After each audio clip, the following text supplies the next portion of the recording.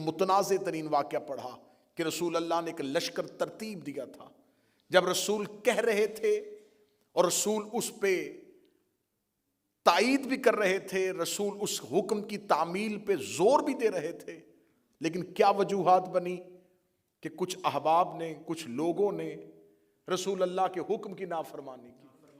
اور پھر اس سے بڑا ستم یہ ہے کہ جنہوں نے حکم نہیں ماننا تھا وہی بعد میں اسلام کے وارث بنے.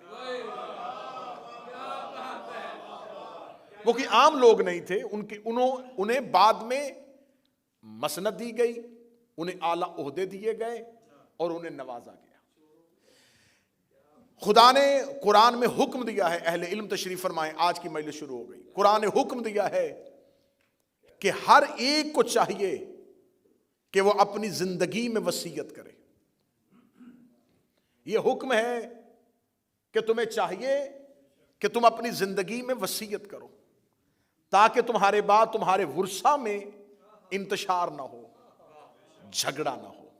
یہ حکم قرآن نے مخصوصی نہیں دیا، عمومی دیا ہے. یہ نہیں کہا کہ جن کے پاس زمین ہے وہ وصیت کرو، جن کے پاس وراثت ہے وہ وصیت کرو. ہر ایک سے کہا ہے کہ تم وصیت کرو. یہ حکم اسلام کا حکم ہے کہ وصیت کرو. وصیت کا حکم بھی اللہ نے دیا ہے، توجہ رکھیے گا. اور جس کو وصیت کی جائے اسے فقہ اور شریعت میں وصی کہتے ہیں. تقریر شروع ہو چکی صاحبان، گفتگو شروع ہو چکی آج کی.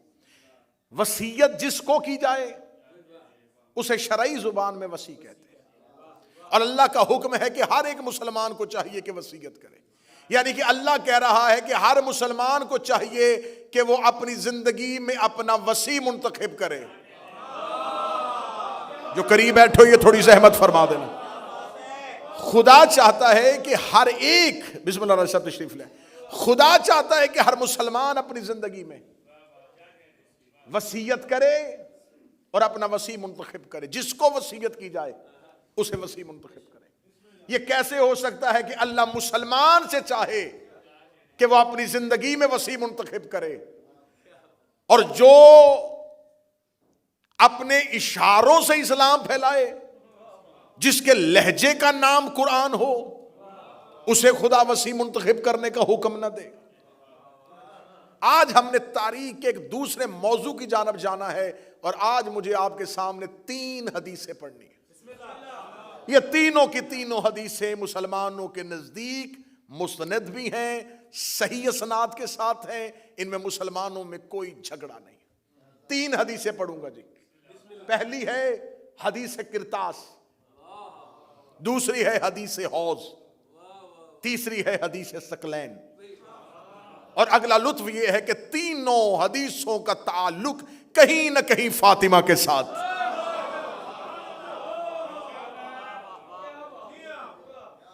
یہ 3 مختلف احادیث ہیں جن میں کوئی دو رائے نہیں ہے. جس میں یہ پہلی حدیث ہے حدیث کرتاس، اسے مسلمانوں کے سب سے بڑے محدث جن کی آج صحیح کو مسلمان قرآن کے بعد سب سے بڑا درجہ دیتے ہیں، صحیح بخاری. اس میں 7 مقامات پر جو مجھ سے چاہے وہ، کیونکہ طوالت کو پیش نظر رکھتے ہوئے میں حدیث کے مکمل نمبر اور مکمل متن نہ پڑھ سکوں گا، جو بعد میں لینا چاہے وہ مجھ سے حدیث کے نمبر لے سکتا ہے. 7 جگہوں پہ بخاری نے اس حدیث کو مختلف جگہوں پہ نقل کیا. یہ حدیث صرف صحیح بخاری میں نہیں آئی، اسے مسلم نے لکھا، اسے ترمذی نے لکھا. بعد میں بخاری کی شرح لکھنے والوں میں سے سب سے بڑے شارح ابن حجر عسقلانی نے فتح الباری میں لکھا. اور پھر آج تک اس حدیث کو اہل سنت کے اکابرین نے موضوع قرار دیا ہے. یہ حدیث مستند ہے، صحیح اسناد کے ساتھ ہے. اس حدیث کے جو بخاری نے راوی لیے ہیں وہ راوی مختلف 4 لوگ ہیں. 4 مختلف لوگوں سے انہوں نے حدیث لی ہے، لیکن جس نے بیان کی ہے وہ ایک ہی ہے. یہ حدیث جو آئی ہے یہ پہنچی ہے عبداللہ ابن عباس سے. عبداللہ ابن عباس کوئی عام صحابی نہیں، مفسر قرآن ہے. رسول اللہ نے ان کی شان میں بہت سی حدیث بھی بیان کی ہوئی ہے۔ عبداللہ ابن عباس اس کا مرکزی راوی ہے، اس کے بعد سعید ابن جبیر نے بھی لی ہے، عبداللہ ابن مسعود نے بھی لی ہے، مختلف راوی ہیں۔ عبداللہ ابن عباس کہتا ہے کہ وہ اپنی زندگی میں کہا کرتے تھے یوم الخمیس ما یوم الخمیس، ہائے جمعرات کا دن، ہائے وہ جمعرات کا دن۔ بخاری کہتا ہے، صحیح بخاری میں بالکل انہی الفاظ کے ساتھ ہے کہ جب عبداللہ ابن عباس کہتے جمعرات کا دن، یوم الخمیس ما یوم الخمیس، جمعرات کا دن، ہائے جمعرات کا دن، یہ کہہ کے وہ روتے، اتنا روتے کہ زمین پر پڑے ہوئے کنکر ان کے آنسوؤں سے تر ہو جاتے۔ جب وہ اس شدت کے ساتھ روتے، اور پھر مختلف لوگ جو ان کے پاس بیٹھے ہوتے انہوں نے اس روایت، اس حدیث کو نقل کیا کہ وہ کہتے ہیں کہ ہائے کاش میں اپنی زندگی میں وہ جمعرات نہ دیکھتا کہ جب رسول اپنے حجرے میں شدت مرض میں تڑپ رہے تھے اور رسول نے اپنے حجرے میں کہا تھا کہ آؤ میں تمہیں کچھ لکھ دوں، کاغذ اور قلم لے کے آؤ۔ سنیے گا حدیث، کاغذ اور قلم لے کے آؤ، قلم اور کرتاس لے کے آؤ تاکہ میں تمہیں کچھ لکھ دوں، تاکہ تم میرے بعد گمراہ نہ ہو جاؤ۔ لفظ با لفظ بخاری سے حدیث لے کے پڑھ رہا ہوں، جس کو چاہیے حوالہ میرے پاس اس وقت بھی ڈیجیٹل لائبریری میں فون میں موجود، 7 مقامات پہ صحیح بخاری میں، مسلم نے، جتنی کتابیں چاہو گے اس میں لکھا ہوا ہے۔ رسول اللہ نے کہا کہ مجھے کاغذ اور قلم دو، میں تمہیں کچھ لکھ دوں تاکہ، ایک ایک لفظ پہ غور کرنا، تاکہ میرے بعد تم گمراہ نہ ہو جاؤ۔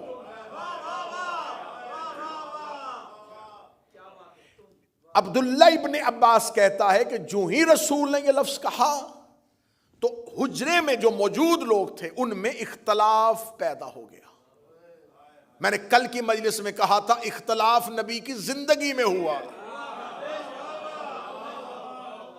اختلاف، یہ لفظ ہیں بخاری کے کہ رسول کے حجرے میں موجود صحابہ کرام کے درمیان اختلاف پیدا ہوا۔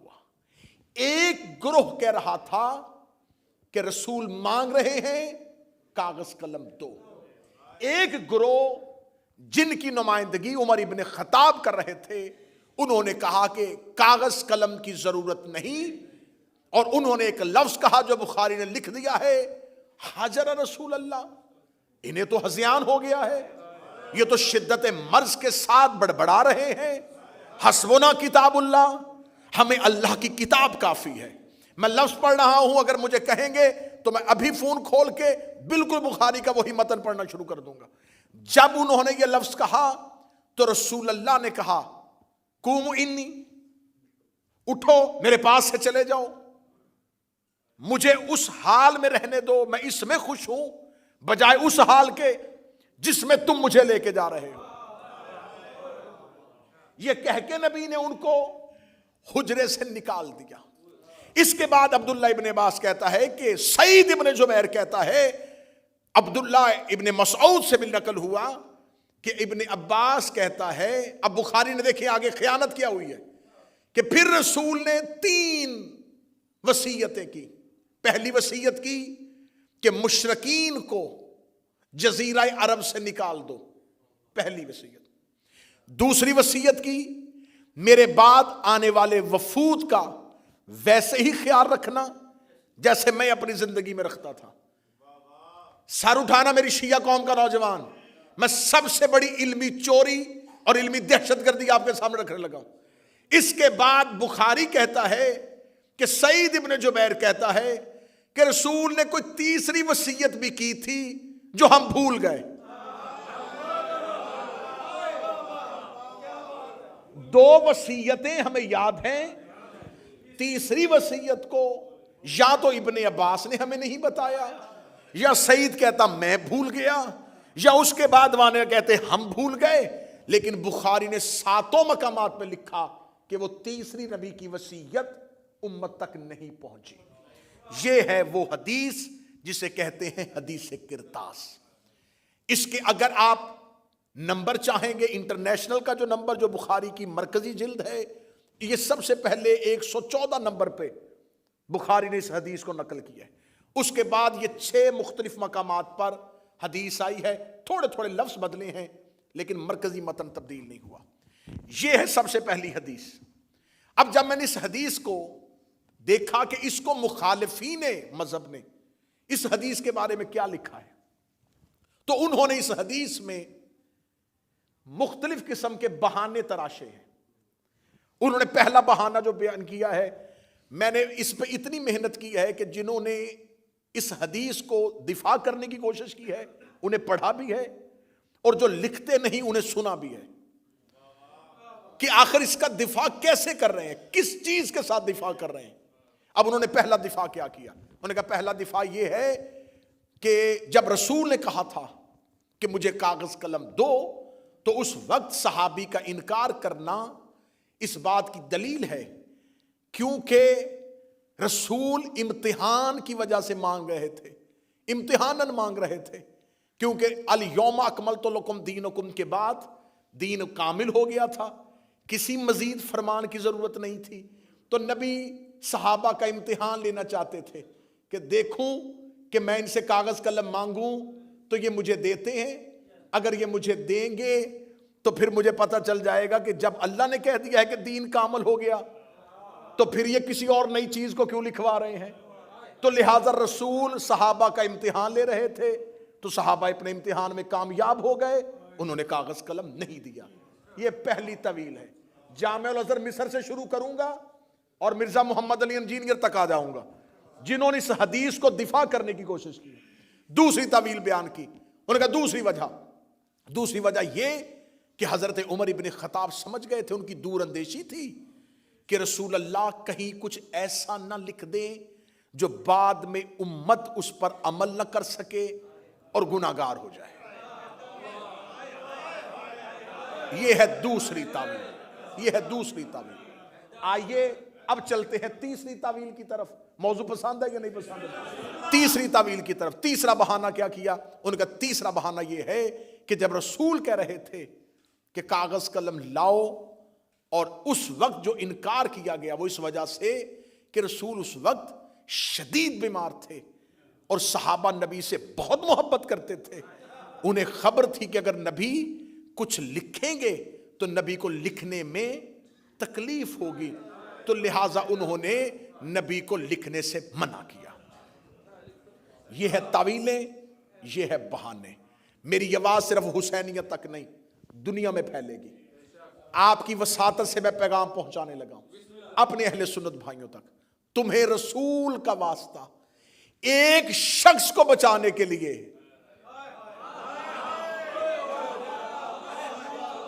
صرف ایک پرسنالٹی کو بچانے کے لیے، ایک ذات کو بچانے کے لیے اسلام کے ساتھ اتنا گھرونا مذاق نہ کرو.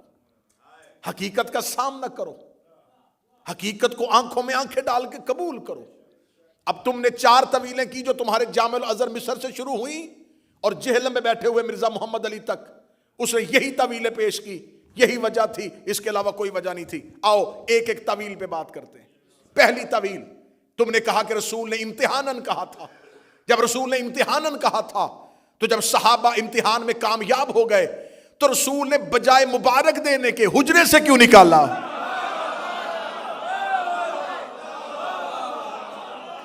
رسول امتحاناً کہہ رہے تھے نا، رسول امتحاناً کہہ رہے تھے. رسول امتحاناً کہہ رہے تھے کہ دیکھیں میری امت میرے بعد صحابہ کیا کریں گے. تو جب رسول نے امتحان لیا، صحابہ کرام کامیاب ہو گئے. رسول کو چاہیے تھا کہ مجھے بٹھاؤ، میں تمہیں سینے سے لگاؤں کہ میرے بعد تم اتنے قابل ہو چکے ہو کہ اب تم دین میں کوئی نئی چیز نہیں لکھوانا چاہتے. نبی نے کہہ دیا قوموا عنی، نکل جاؤ میرے حجرے سے. رسول کا نکالنا اس بات کی دلیل ہے امتحان رسول کا نہیں، امتحان صحابہ کا ہو رہا.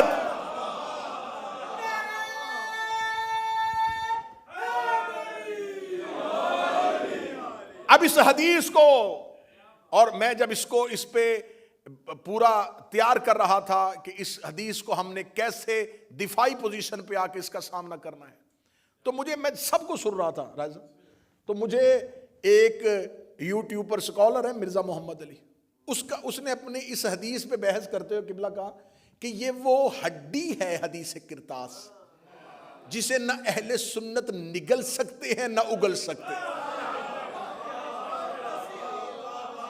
اس کا جو اس میں ویڈیو ہے وہ شروع ہی یہاں سے ہوئی ہے، وہ کہتا ہے کہ حدیث کرتاس وہ ہڈی ہے جسے نہ ہم اگل سکتے ہیں نہ ہم نگل سکتے ہیں۔ اس میں بہت اچھی بات کی مولانا محمد اسحاق نے بھی، انہوں نے کہا ہاں حدیث تو بڑی پکی ہے اور یہ مان لینا چاہیے اہل سنت کو کہ اس دور کے اکابرین سے غلطی ہو گئی، غلطی مان لے، جان چھڑوائیں، بجائے غلطی ماننے کے اتنے نامعقول بہانے کیوں کر رہے ہو، اتنے غیر معقول بہانے کیوں کر رہے ہو کہ رسول امتحان لے رہے تھے۔ اچھا اس حدیث میں کیا دیکھیں، رسول نے کیا کہا، اس حدیث کو سمجھیے۔ نبی نے کہا مجھے قلم اور کاغذ دو تاکہ میں تمہیں کچھ لکھ دوں، تاکہ تم میرے بعد گمراہ نہ ہونا۔ اب سننا، میں نتیجہ دینے لگا ہوں، میں جگر کا لہو دے رہا ہوں، تاکہ تم میرے بعد گمراہ نہ ہونا۔ اس کا مطلب ہے کہ رسول نے کہا تھا، شرط لگا دی تھی، مشروط کر دیا تھا کہ اگر نہ لکھواؤ گے تو گمراہ ہو جاؤ گے۔ نہ مجھے مجمع کی تائید چاہیے، رسول نے شرط رکھ دی تھی اگر نہ لکھواؤ گے تو گمراہ ہو جاؤ گے۔ اب تمہارے پاس دو گلیاں ہیں، اپنی مرضی سے جس مرضی گلی میں چلا جا، یا تو مان کے صحابہ نے لکھوا لیا تھا، اگر نہیں لکھوایا تھا تو نبی نے کہا تھا اگر نہیں لکھواؤ گے تو گمراہ ہو جاؤ گے۔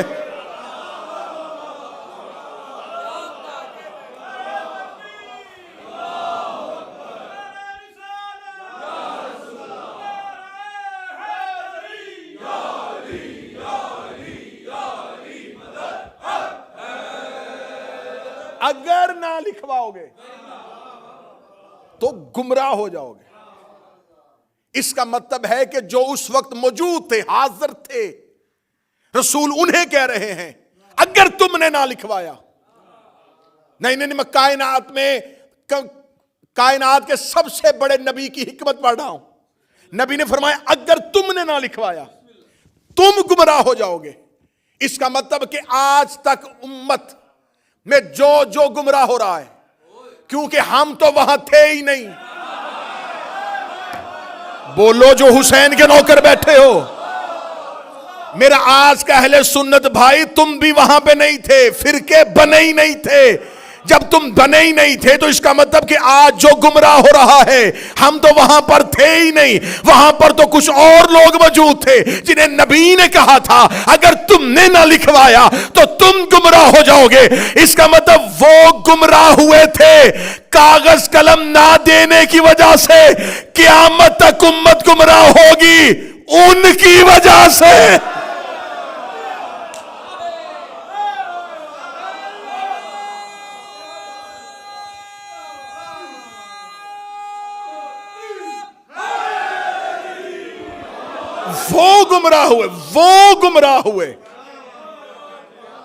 وہ گمراہ ہوئے انکار کی وجہ سے۔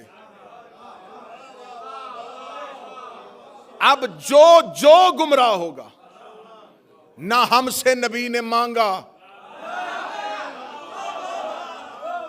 قیامت والے دن اللہ کسی گمراہ کو جہنم میں پھینکے گا تو وہ کہہ دے گا میرے اللہ میرا کوئی قصور نہیں ہے، کاش میرے تک وہ تحریر آ جاتی۔ اللہ کہے گا تجھ تک تحریر آئی نہیں تو پھر اسے مانا کیوں تھا جس نے تحریر کا انکار کیا تھا۔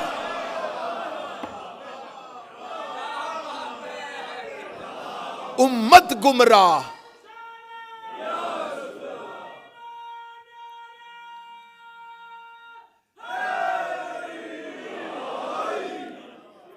اگلا جملہ کہوں جی، جملہ کہوں اگر ذہن تیار ہے، اس کا مطلب ہے کہ امت صرف ابلیس کی وجہ سے گمراہ نہیں ہو رہی۔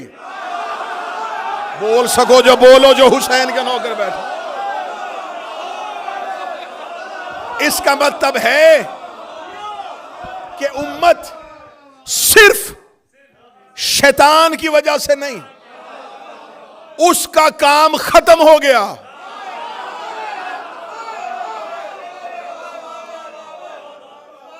رسول کہہ رہا ہے لن تضلوا بعدہ، نہ گمراہ ہو جانا میرے بعد.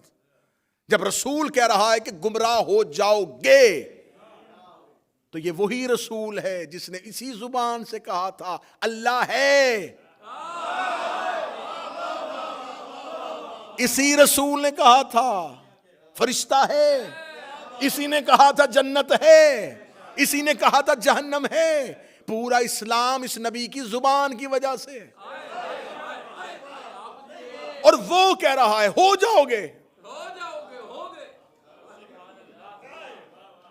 تو اس کا مطلب ہے کہ اب جو بھی گمراہ ہوگا وہ صرف شیطان کی وجہ سے گمراہ نہیں ہو رہا.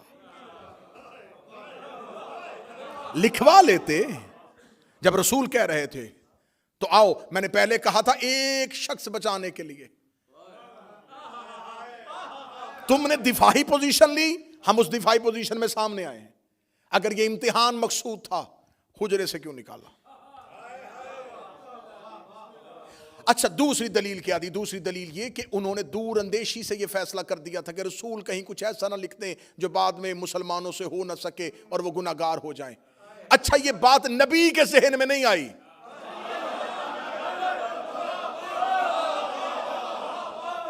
وہ جو امت کی شفاعت کرنے والا ہے، صحابی پہ وحی نہیں ہوتی، صحابی پہ الہام بھی نہیں ہوتا. تو اس کا مطلب جو بات حکمت پیغمبر اور تدبر رسول میں نہیں تھی، وہ بات ایک قدم آگے بڑھ کے انہوں نے کیوں سوچی؟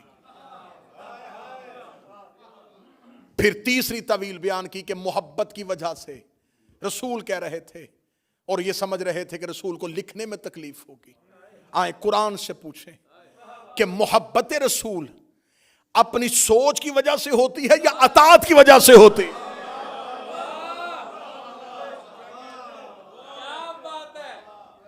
میں اٹھوں اور میں صبح فجر کی نماز پڑھوں، 2 رکعت پڑھوں اور مجھے لطف آئے، میں دوسری رکعت میں بجائے تشہد کے بیٹھنے کے میں اٹھ کے کھڑا ہو جاؤں. میں عشق میں تیسری بھی پڑھوں اور پڑھوں بھی سورہ یاسین اور قرات بھی بڑی خوبصورت کروں اور روؤں بھی آنسوؤں کے ساتھ، اور میں قبلہ ارشد ترابی صاحب سے پوچھوں قبلہ آج صبح نماز میں اتنا لطف آیا کہ میں نے 2 رکعت پہ رکا ہی نہیں، میں نے تیسری بھی پڑھ دی.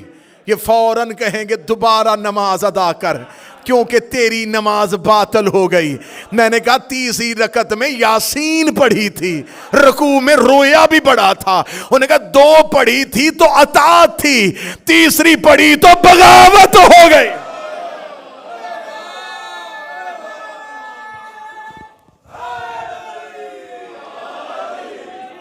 اطاعت ہے جو رسول کہے وہیں تک رک جاؤ، اس سے آگے نہ جاؤ. جب رسول کہہ رہے تھے 2 کاغذ قلم، تو پھر یہ محبت کون سی تھی کہ رسول مانگ رہے تھے اور وہ محبت میں دے نہیں رہے تھے؟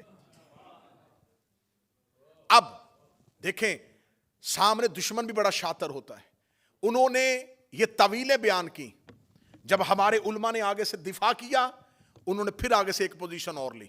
میں اگلی پوزیشن پہ جانے لگا. اب میں اگلے مورچوں پہ آ گیا ہوں. اب اگلے مورچے پہ حملہ ہم پہ کیا ہوا؟ اچھا، آپ شیعوں کو بڑی تکلیف ہوئی کہ نہیں دیا انہوں نے کاغذ قلم، تو علی دے دیتے، علی دے دیتے. اچھا، یہ حکمت مجھے آج تک سمجھ میں نہیں آئی کہ جواب دینے کی بجائے فوراً کہتے ہیں علی نے کیوں نہیں کیا،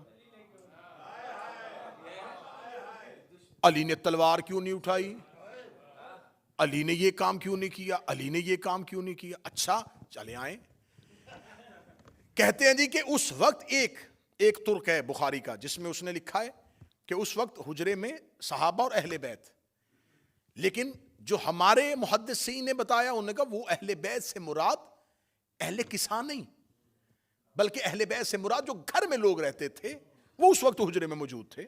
ان میں ازواج بھی ہو سکتی ہیں، اور نبی کی 2 بیویوں کا وہاں پر ہونا اس حدیث میں ظاہر ہو رہا ہے، کیونکہ اس کی اگلی روایت جو ہے اس کے آگے جو چلتی ہے اس میں بیان ہو رہا ہے ان 2 نبی کی بیویوں کا وہاں پر موجود ہونا۔ تو ہمارے محدثین نے لکھا کہ وہ اگر گھر والوں کی وجہ سے ہے، یہاں پر علی موجود نہیں ہے، چلیں مان لیا تم کہتے ہو کہ علی کو دے دینا چاہیے تھا، رسول نے اگر علی سے مانگا ہوتا، سر نہیں ہلائیے گا، میں دفاع کر رہا ہوں تمہارے مذہب کا، رسول نے جب جہاں جہاں حکم دیا علی کا نام لے کے دیا، یا علی خیبر میں جائیے، یا علی بستر پہ سوئیے، یا علی سورہ برات کی تبلیغ کے لیے جائیے۔ رسول جب بھی حکم علی کو دیتے تھے تو مخاطب کر کے دیتے تھے۔ یہاں پر تو رسول نے یہ نہیں کہا اے علی مجھے کاغذ قلم دیجئے، کہتے جی اچھا اگر علی کو نہیں دیا تو موجود تو تھے نا، تو جب سب موجود تھے تو اس کا مطلب پھر علی کو دے دینا چاہیے تھا، علی کا نام نہیں لیا تو جس کا آپ انکار کر رہے ہیں اس کا بھی نام نہیں لیا، اچھا اس کا بھی انکار میں نام نہیں لیا، تو اب آیا ہے خود اپنے ہی جال میں سیا، کہ جب رسول نے اتنے حجرے میں لوگوں میں کسی ایک کا نام نہیں لیا تھا تو جواب ایک نے کیوں دیا؟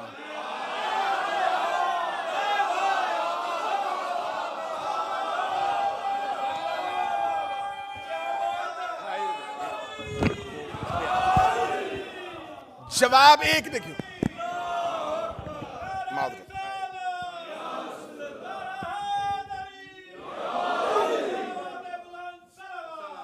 اللہم صلی علی محمد، جواب بتا رہا ہے کہ مخاطب کون تھا۔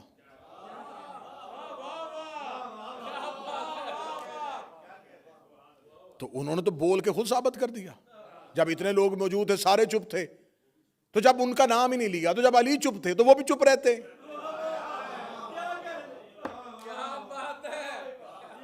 اچھا علی نے کاغذ قلم کیوں نہیں دیا، اس بات میں بحث بعد میں کریں گے، پہلے یہ بتاؤ علی نے انکار تو نہیں نہ کیا؟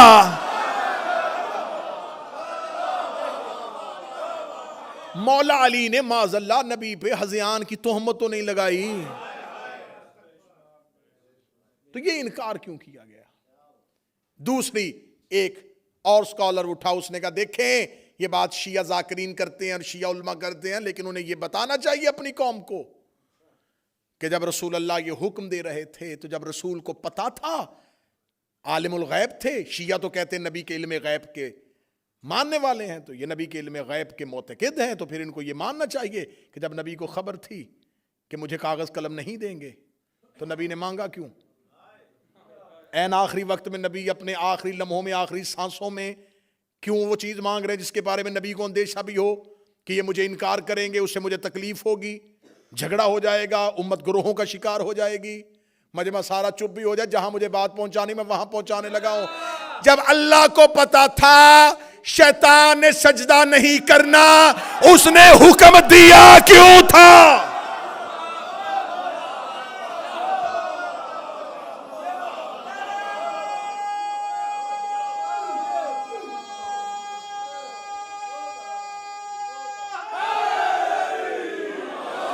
ہم نبی کے علم غیب میں بعد میں آئیں گے کہ نبی کا علم غیب جو ہے وہ کوئی فرقہ مانتا ہے، کوئی فرقہ نہیں مانتا، لیکن اللہ کو عالم الغیب، ہر لا الہ الا اللہ پڑھنے والا مانتا ہے کہ اللہ غیب کا عالم ہے، اللہ غیب کا علم رکھنے والا ہے، وہ غیب کے سارے پردوں سے واقف ہے، وہ غیب سے سارے رازوں سے واقف ہے۔ جب اللہ کو پتا تھا کہ فرشتوں کی محفل میں ایک ایسا بیٹھا ہے جس نے انکار کر دینا ہے، تو اللہ نے سجدے کا حکم کیوں دیا تھا؟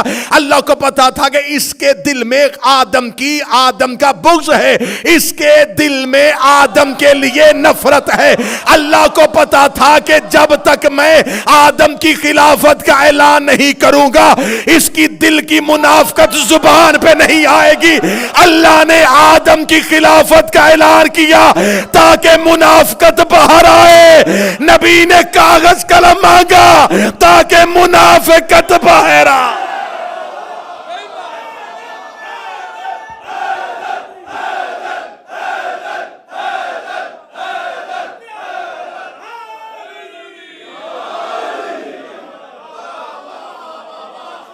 اللہ نے حکم دیا تھا. اللہ نے حکم دیا تاکہ منافقت باہر آئے. تو یہ رسول اللہ ہے, یہ رسول اللہ ہے. یہ بھی وہی کرتا ہے جو اللہ کرتا ہے, بلکہ اللہ اس سے وہی کرواتا ہے جو وہ خود کرتا.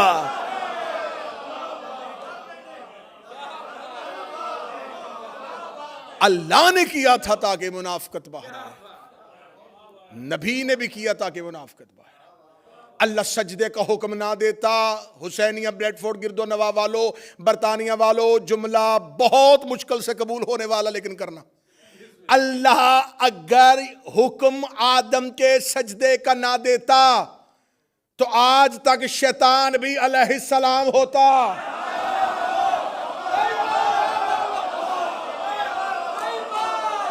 مجمع خاموش ہو گیا, میں جملہ کہہ گیا, کیونکہ وہ علیہ السلاموں میں رہتا تھا.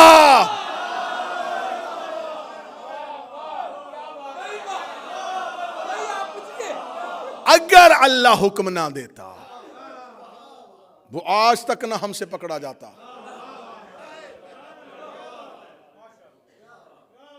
اللہ نے حکم دیا تاکہ علیہ السلاموں میں ایک لعنت اللہ باہر آئے. تو یہ تو توحید کا منشور ہے, یہ تو الہی نصب العین ہے, یہ تو دستور الہی ہے کہ وہ مجرم کو ہمیشہ ایسے ہی پکڑتا ہے. پھر رسول نے کہا کہ میں تمہیں لکھ دوں تاکہ تم میرے بعد گمراہ نہ ہو جاؤ. اچھا, علی نے کیوں نہیں لکھوایا؟ علی کو گمراہی کا خطرہ ہوتا تو لکھواتا.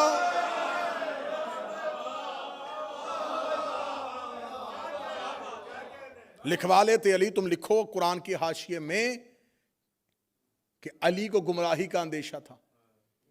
علی تو معصوم ہے. تو رسول نے ساتھ ہی کہا تھا کہ وہ لکھوائے جس نے بعد میں گمراہ ہونا ہے. سرنا ہلانا, زبان سے بولنا, میں محنت کر کے پڑھ رہا ہوں, تم علی کی بات کرتے ہو. سلمان نے بھی نہیں لکھوایا, عمار نے بھی نہیں لکھوایا, مقداد نے بھی نہیں لکھوایا. جب ڈاکٹر نسخہ لکھتا ہے تو بیمار ہاتھ آگے کرتا ہے.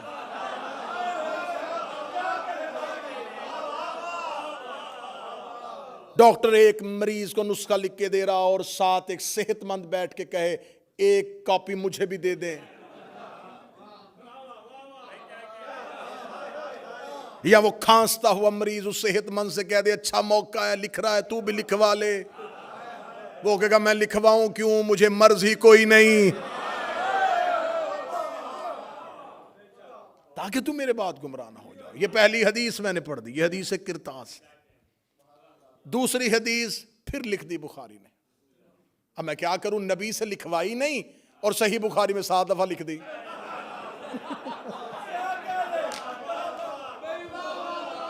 نبی سے, قبلہ ترابی صاحب, نبی سے ایک بار نہیں لکھوائی. اللہم صلی اللہ, نبی سے ایک دفعہ نہیں لکھوائی اور بخاری میں بار بار لکھ دی. چلے میں, کیونکہ یہ ویڈیو کیمرے کی موجودگی میں بات ہو رہی ہے, تو یہ جو حدیث کرتاس ہے یہ بخاری میں پہلا اس کا حدیث نمبر 114 3168 دوسری جگہ پہ آئی, 4431 تیسری جگہ پہ آئی, 4432 چوتھی جگہ پہ آئی, 7366 یہ 5ویں جگہ پہ آئی ہے, 3053 اور 5669 یہ ہے 7 وہ حدیثوں کا نمبر جس میں بخاری نے حدیث کرتاس کو لکھا. اب میں جو حدیث آپ کے سامنے پڑھنے لگا ہوں, اس حدیث کو پھر بخاری نے 6576 پہلا نمبر, 2367 دوسرا نمبر, 6582 تیسرا نمبر, 6585 6586 پہ بھی یہی, 6587 پہ بھی یہی, 7048 پہ بھی یہی, 7049 پہ بھی یہی اور 7051 پہ بھی یہی. یہ اگلی حدیث میں پڑھنے لگا ہوں. پہلی اتر گئی جی, رسول نے کہا لکھ دیں, انہوں نے کہا ہمیں نہیں لکھوانا. کیوں؟ حسبنا کتاب اللہ, ہمیں اللہ کی کتاب کافی ہے۔ رسول نے ایک حدیث کہی ہے انی تارکن فیکم الثقلین، میں تمہارے درمیان دو چیزیں چھوڑ کے جا رہا ہوں، کتاب اللہ و اطرتی اہل بیت، ایک اللہ کی کتاب اور ایک میری اطاعت۔ اس حدیث کو بدلا نہیں، رسول نے کہا میں قرآن چھوڑ کے جا رہا ہوں اور سنت چھوڑ کے جا رہا ہوں۔ اچھا، رسول چیزیں دو چھوڑ کے جا رہے ہیں، قرآن اور سنت، اور جو حجرے میں شخص کھڑا ہے وہ کہہ رہا ہے ہمیں صرف قرآن چاہیے۔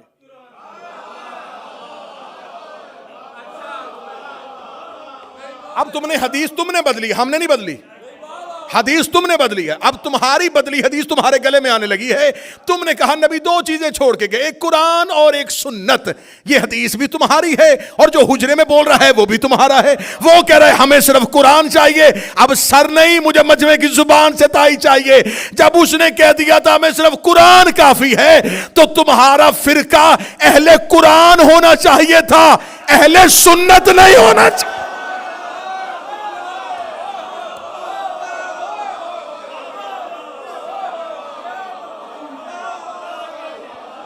فرقے کا نام ہونا چاہیے تھا فرقہ اہل قرآن۔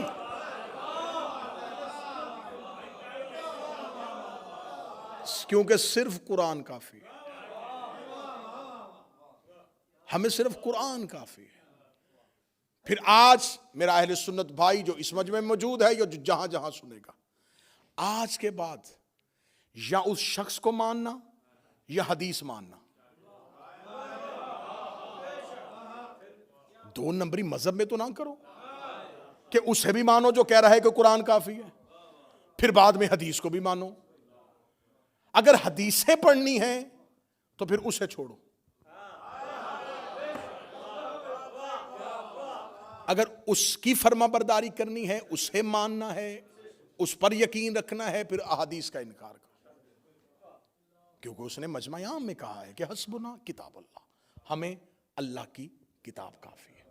دوسری حدیث میں نے پھر اس کے جو سارے نمبر نوٹ کروا دیے، یہ حدیث پھر بخاری میں آ گئی۔ اس حدیث کو کہا جاتا ہے عمران بھائی حدیث حوض، دو عمران اکٹھے اور تذکرہ آل عمران کا۔ دوسری جگہ پہ حدیث آئی حدیث حوض۔ اس حدیث کے 4 ترک ہیں، 5 راوی ہیں، مختلف اسناد کے ساتھ اس کو نقل کیا گیا۔ اس میں لکھا گیا کہ رسول اللہ خود بیان کرتے ہیں کہ قیامت والے دن میں حوض کوثر پہ ہوں گا، یا کچھ میرے اصحاب میں سے کچھ لوگوں کو لایا جائے گا، جو ہی وہ میرے قریب آنے لگیں گے تو فرشتے ان کو حوض کوثر سے ایسے ہٹائیں گے جیسے اجنبی اونٹ کو کھیت سے نکالا جاتا ہے،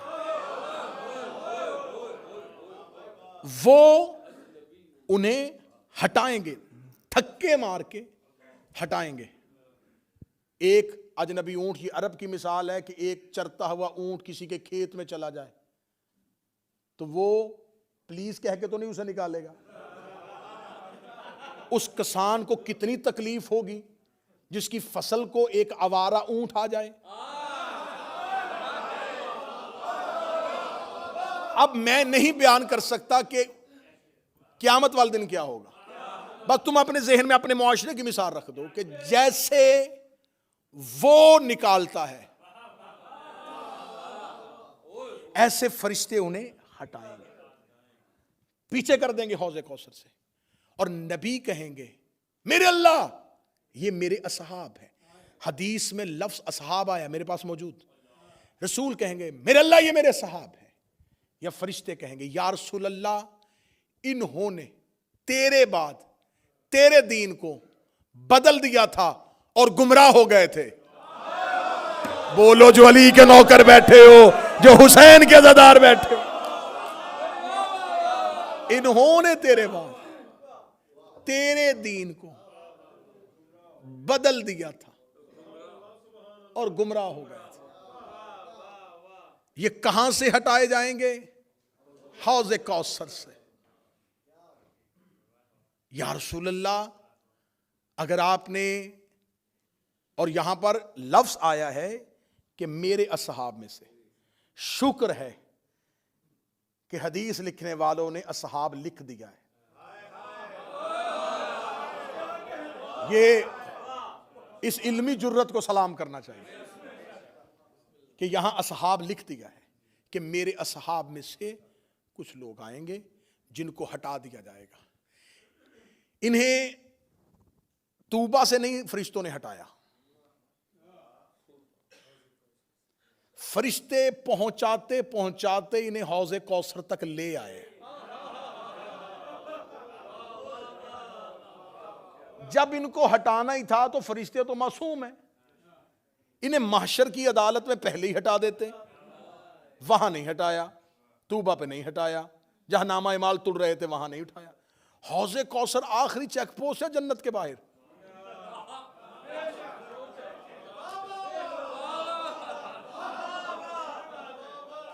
آخری چیک پوسٹ ہے, وہاں تک لے آئے. جب وہاں پہنچ گئے تو پھر آرام سے بھی نہیں ہٹایا, پھر دھکے مار کے ہٹایا. تو میرے اگر ان کو ہٹانا ہی تھا, ان کو پہلی منزل سے ہٹاتا, دوسری منزل سے ہٹاتا, تیسری منزل سے ہٹاتا, انہیں حوض کوثر تک کیوں لے کے آیا؟ نبی نے کہا تھا انی تارک فیکم الثقلین, میں تمہارے درمیان دو کراں قدر چیزیں چھوڑ کے جا رہا ہوں, ایک اللہ کی کتاب, دوسری میری اہل بیت. ان کے ساتھ متمسک رہنا, انہیں پکڑے رکھنا, یہ تمہیں حوض کوثر تک لے آئیں گے. ہائے ہائے ہائے ہائے. اس کا مطلب ہے کہ حوض کوثر تک قرآن بھی آ گیا, اہل بیت بھی آ گئے, اور یہ لوگ بھی آ گئے.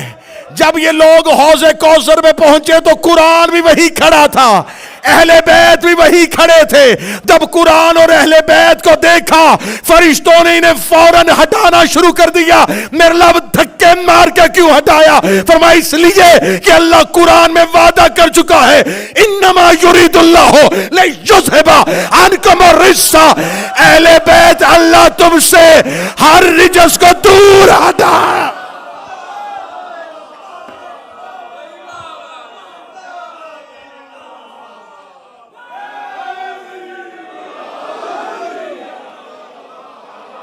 یہ ہے حوض کوثر. اس حدیث کو کہا حدیث حوض, حوض والی حدیث. حوض کہتے ہیں تالاب کو. اس چشمے کا نام کوثر نہیں ہے. ہاں سمجھنا, یہ ہے حوض کوثر, کوثر کا چشمہ.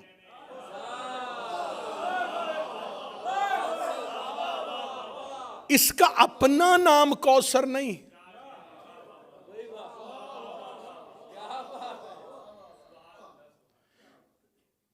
یہ ہے کوثر کا چشمہ.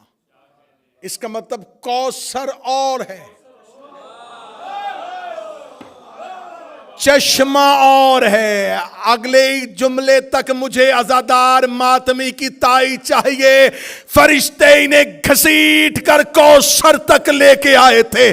خدا قرآن میں کہتا ان اعطینک الکوثر, میرا محمد ہم نے تمہیں کوثر عطا کی ہے. آئمہ اہل بیت نے کہا کوثر سے مراد ہے ہماری دادی زہرا. اس کا مطلب یہ ہے زہرا کا چشمہ, یہ ہے زہرا کا چشمہ. بندے زہرا کے چشمے سے ہٹائے اس لیے گئے کہ محبت نبی کا دعویٰ کرتے تھے, دشمنی زہرا سے کرتے تھے.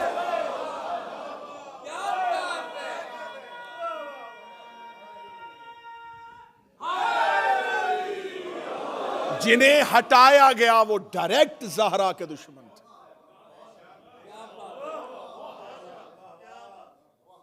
اگلی سطر بھی تمہارا ہی حق بنتا ہے, تمہیں ہدیہ کی جائے. حوض کوثر پہ جو ڈیوٹی کریں گے, حوض کوثر پہ نبی موجود ہوں گے. علی ساقی کوثر ہے.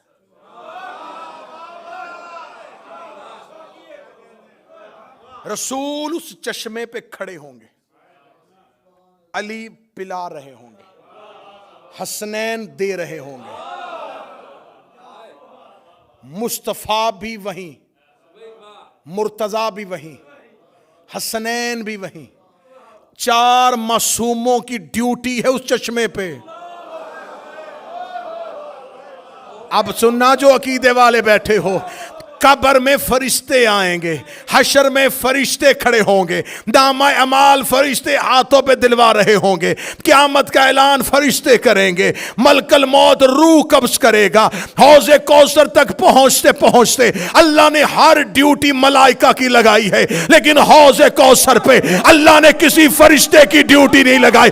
خدا نے فرشتوں سے کہا اب پیچھے ہٹ جاؤ، اب یہاں نوکری محمد کرے گا، نوکری علی کرے گا، نوکری حسنین کرے گا، کیونکہ اللہ زہرا کے چشمے پہ فرشتوں کو بھی برداشت نہیں۔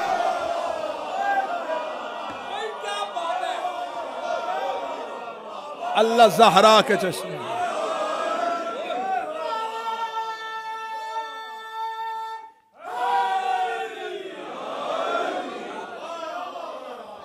جو اللہ زہرا کے چشمے پہ کسی فرشتے کو برداشت نہیں کرتا،